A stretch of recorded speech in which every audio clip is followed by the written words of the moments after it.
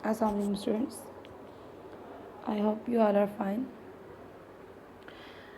आज हम लेवल 4 के लिए जो क्वेश्चंस कर रहे हैं फ्रैक्शन के, वो है मिक्स्ड फ्रैक्शन के क्वेश्चन। इससे पहले आप लोगों ने फ्रैक्शन के क्वेश्चंस ही किए थे, जिसमें एडिशन भी था, सब्ट्रैक्शन भी था। अब हम जो करेंगे वो है मिक्स्ड फॉर्म। अब मिक्स्ड फॉर्म होता क्या है एक्चुअली? मिक्स्ड फॉर्म जो हम लोग पहले क्वेश्चंस जो हम लोगों ने प्रीवियस लेक्चर में किया है कि होल पार्ट अलग और फ्रैक्शन पार्ट अलग लिखने को, उसे कहते हैं मिक्स्ड फॉर्म में। ठीक है, हम लोगों ने नॉर्मली मिक्स्ड फ्रैक्शन को पहले चेंज किया इसमें सिंपली फ्रैक्शन में। अब हम फ्रैक्शन को, जो कि ये फ्रैक्शन में लिखे हैं, इनको हम मिक्स में चेंज करेंगे। क्वेश्चन स्टार्ट करते हैं। मैं पहले ए पार्ट कर रही हूँ। ओके, अब इसको मिक्स फॉर्म में चेंज करने के लिए हम इनको पहले डिवाइड करेंगे नॉर्मली, जैसे डिवीजन करते हैं। अब आपको पता है डिवीजन करने के लिए का प्रोसेस क्या होता है कि नॉमिनेटर की वैल्यू मीन्स जो ऊपर लिखी जाती है उसको लिखते हैं अंदर एज अ डिवाइडेड, और जो डिनोमिनेटर में होती है उसको एज अ डिवाइजर डिवाइड करने के तौर पे लिखा जाता है। सो 9 डिवाइड बाई 2। अब 2 का टेबल पढ़ेंगे हम 9। नॉर्मली मिक्स फ्रैक्शन तब आती है, या मिक्स्ड फॉर्म फ्रैक्शन में जो भी क्वेश्चन होता है वो तब चेंज होता है जब वो कम्प्लीटली डिवाइड नहीं होता। ठीक है, वैसे तो अगर डिवाइड हो जाए तो वो होल वैल्यू पूरी आ जाती है। जैसे कि यहाँ पे अगर 9 की जगह 8 होता तो हम कह सकते थे 2 4 ज़ा 8, बट यहाँ पे 9 तो मोस्टली अगर जब भी लिखा रहता है ना मिक्स फ्रैक्शन, तो जितनी भी वैल्यूज़ होती हैं कोई चेंज हो भी ऐसी होती है जो कि टोटली डिवाइड हो भी जाती है कुछ, लेकिन मोस्टली डिवाइड नहीं होती, वो मिक्स फॉर्म में आती है। मिक्स फॉर्म में जब भी आती है इसका मतलब कि वो क्वेश्चन उस पर डिवाइड नहीं हो रहा कम्प्लीटली। ठीक है, कोई ना कोई रिमाइंडर में वैल्यू आएगी।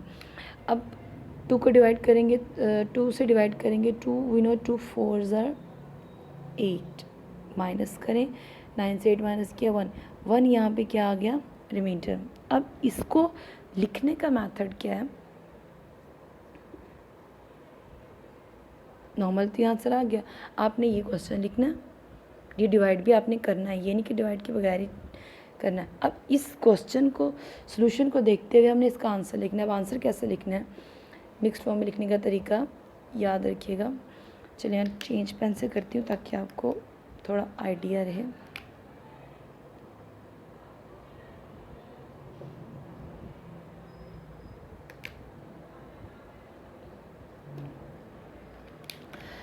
जिस चीज़ से आप डिवाइड करते हैं वो तो एज इट इज़ वैसे ही रहेगी, उसमें कोई चेंज नहीं आता।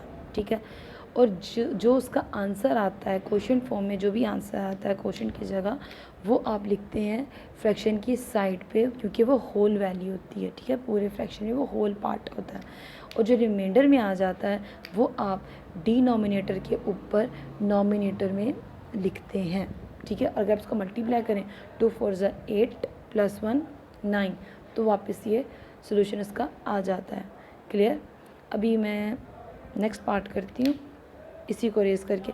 अब बार बार ये क्वेश्चंस करेंगे, आपको क्लियर हो जाएगा। सॉल्व करना इजी है, लिखने में थोड़ा है, लेकिन जब आप बार बार करेंगे ना, आप इसको ये भी याद कर सकते हैं कि ये इस शेप में लिखा जाता है इसका आंसर, कि पहले 2 फिर 4 फिर 1, और यूँ देखें, पहले 2 फिर 4 फिर 1। ठीक है, अब हम नेक्स्ट पार्ट करते हैं इसका।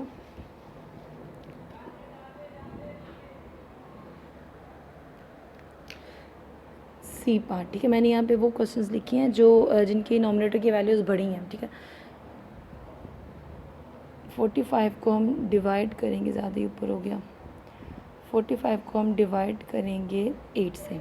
ठीक है, चलिए हम 8 का टेबल पढ़ेंगे, 45 है। वी नो 8 5 ज़ा 40 या 5 8 ज़ा 40, दोनों करें सेम ही होता है। हमने वो देखनी हुई वैल्यू जो यहाँ पर नहीं होगी, जैसे अब 5 8 तो हम लिख नहीं सकते। सो 8 5 ज़ा 40, मैं यहाँ पे क्या लिखूँगी?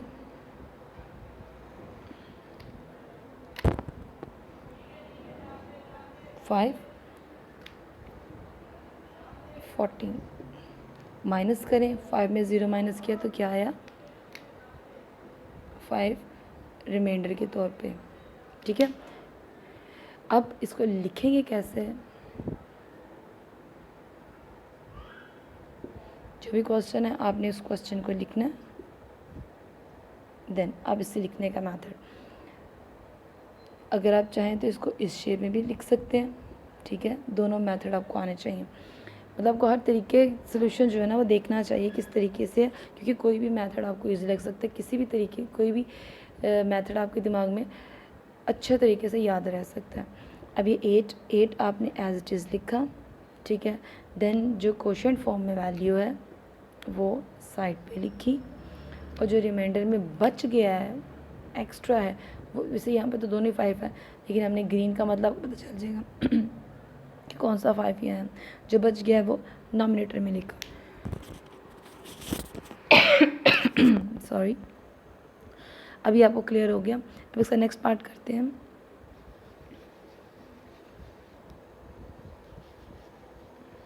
नेक्स्ट पार्ट हमारे पास है ई पार्ट। 50 को डिवाइड करना है हमने 70 से, ठीक है, सॉरी 7 से। अब 7 का टेबल पढ़े हैं, सो वी नो के 7 7 49,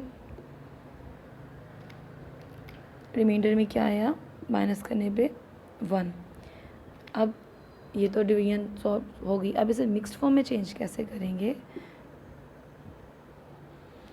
वी नो 50 डिवाइड बाय 7, चलिए जी 7 एज इट इज़, ठीक है, क्वोशंट की वैल्यू साइड पर और रिमाइंडर नॉमिनेटर की जगह पे, क्लियर।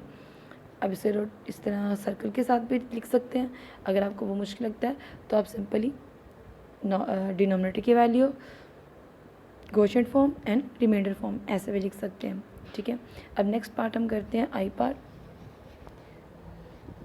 होप कि आपको इन डिवीजन तो आ गई होगी, बाकी इसको मिक्स्ड फॉर्म में चेंज करना समझ आ रहा होगा।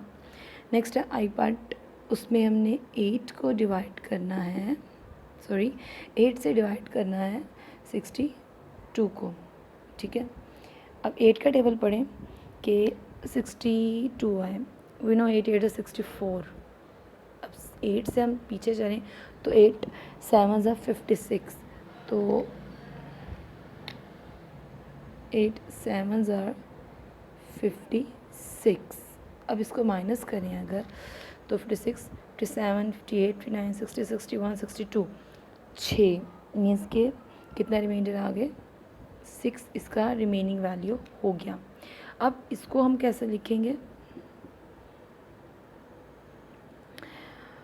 62 डिवाइडेड बाय 8, ओके जी। डिवीजन डिनोमिनेटर में जो भी डिवाइड की वैल्यू है वो एज इट इज़, ठीक है। जो क्वेश्चन में ऊपर आंसर आया वो साइड पर, और जो रिमाइंडर बच गया रिमेनिंग वैल्यू है वो नॉमिनेटर के तौर पे लिख दी, ठीक है। ये हमारे पास कौन सी फॉर्म आ गई, मिक्स्ड फॉर्म, ठीक हो गया। आई होप कि आपको इन सारे पार्ट सॉल्व जो किए हैं इनकी समझ आ गई होगी। अब जो इसके रिमेनिंग पार्ट है वो आपने आपके एज अ होम असेसमेंट है, आपने वो करने हैं अपनी नोट कॉपीज़ पे, एंड देन उसकी पिक्चर क्लिक करके अपने व्हाट्सएप ग्रुप में सेंड करनी है। आपको इन क्वेश्चंस या किसी भी क्वेश्चन से रिलेटेड कोई भी प्रॉब्लम हो तो आप ग्रुप में पूछ सकते हैं। अपना ख्याल रखिएगा, खुदा हाफिज़।